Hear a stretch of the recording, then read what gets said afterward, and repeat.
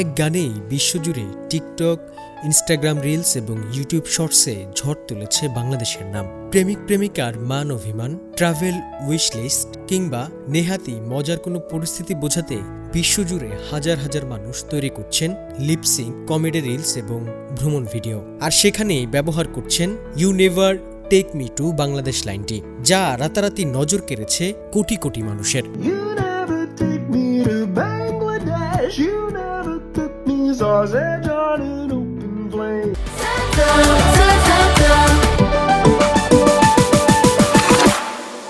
বিশ্বের বিভিন্ন দেশের মানুষের মুখে হুট করে বাংলাদেশ নামটি উচ্চারিত হওয়া এবং সেটি ভাইরাল ট্রেন্ডে পরিণত হওয়া বাংলাদেশি নেটিজেনদের মাঝেও তুমুল কৌতূহল ও উচ্ছ্বাসের জন্ম দিয়েছে। কন্টেন্ট সেকশনে বাংলাদেশিদের উপস্থিতি যেমন চোখে পড়ার মতো, তেমনি দেশীয় ডিজিটাল ক্রিয়েটররাও পিছিয়ে নেই। তারা নিজেদের সুন্দরতম ভ্রমণ দৃশ্যপট এবং লোকাল মিম সংস্কৃতি যুক্ত করে এই ট্রেন্ডে সামিল হচ্ছেন।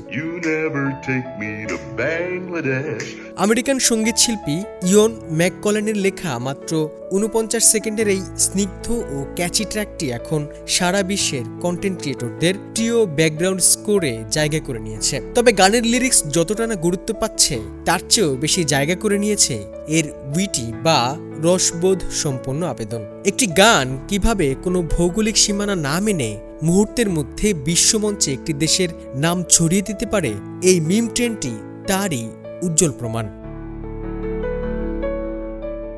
সঙ্গীত ও মিম সংস্কৃতির এই মিশেল প্রমাণ করে যে সংক্ষিপ্ত ভিডিওর যুগে মানুষের আবেগ ও বিনোদন দ্রুত স্থান পরিবর্তন করে। কোনো বিশাল বাজেট বা প্রাতিষ্ঠানিক প্রচারণা ছাড়াই সামান্য ৪৯ সেকেন্ডের একটি সুর বিশ্বের লাখ লাখ ডিজিটাল স্ক্রিনে বাংলাদেশকে নতুন করে ও মজার এক আবহে উপস্থাপন করছে।